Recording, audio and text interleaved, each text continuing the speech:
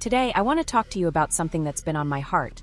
And honestly, it's something that's probably been on yours too, whether you realize it or not. It's about finding your path in life. Not just any path, but the path that leads to real fulfillment, real purpose, real meaning. You know, we live in this incredible age of options, don't we? I mean, think about it. You can order food from 50 different restaurants with a tap on your phone. You can learn quantum physics on YouTube, or master a new language while commuting to work. We've got more choices, more paths, more opportunities than any generation in human history. But here's the thing, and I bet you've felt this. Sometimes having all those choices doesn't make life easier. Sometimes it makes it harder. Sometimes we're so overwhelmed by the options that we end up paralyzed, scrolling through endless possibilities without ever really committing to anything. And when it comes to the big questions, the spiritual questions, the questions about meaning and purpose and what happens after we're gone, man, the choices seem infinite.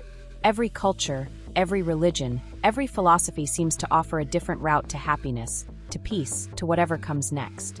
So when I read these words from John 14 verse 6, where Jesus says, "I am the way and the truth and the life. No one comes to the Father except through me."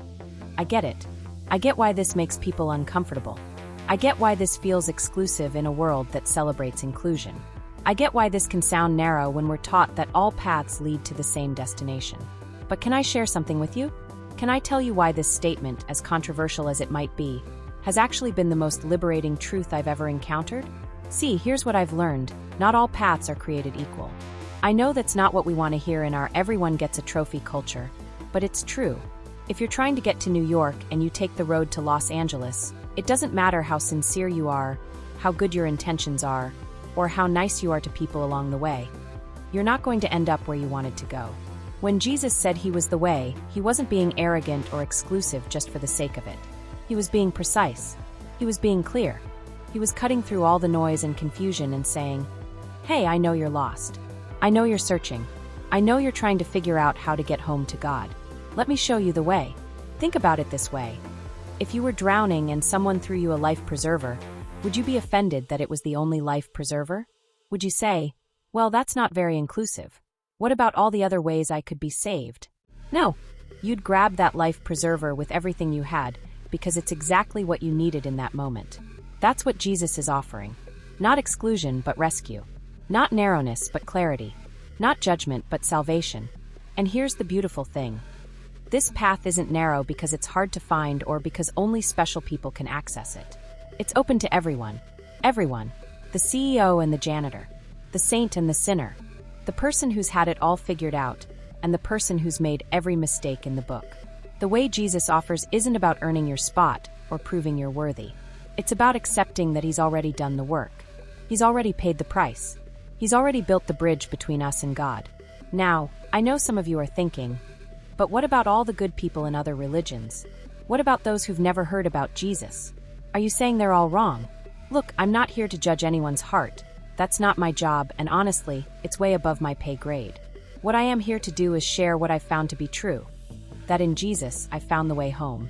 I found peace that doesn't depend on my circumstances. I found a purpose that goes beyond my personal success. I found hope that death itself can't touch. And here's what's crazy. This path that seemed so narrow at first has actually opened up the biggest, most expensive life I could have imagined. Following Jesus hasn't made my world smaller. It's made it infinite. It's connected me to a story that started before time began and will continue long after I'm gone. The truth is, we're all looking for the same things. Love that won't leave us, purpose that matters, hope that lasts, and a way to deal with the guilt and shame and emptiness that we all carry around. Jesus didn't just point to these things, he claimed to be these things. I am the way and the truth and the life. So here's my challenge for you today. Instead of being offended by the exclusivity of this claim, what if you got curious about it? What if you investigated it? What if you asked yourself, what if this is actually true? What if there really is one way that leads to everything I'm looking for? I'm not asking you to check your brain at the door or to stop asking hard questions. I'm asking you to consider that maybe, just maybe, the reason this statement has been so controversial for 2,000 years is because it's so incredibly significant. The way is open. The invitation is extended. And it's extended to you. Not because you're perfect, but because you're loved. Not because you have it all figured out, but because someone does. That's the message I want to leave you with today. In a world full of paths, there's one that leads home. And that path has a name. Thanks for watching, everyone. If this resonated with you, let me know in the comments. And if you're ready to take that next step, reach out. The conversation is just beginning,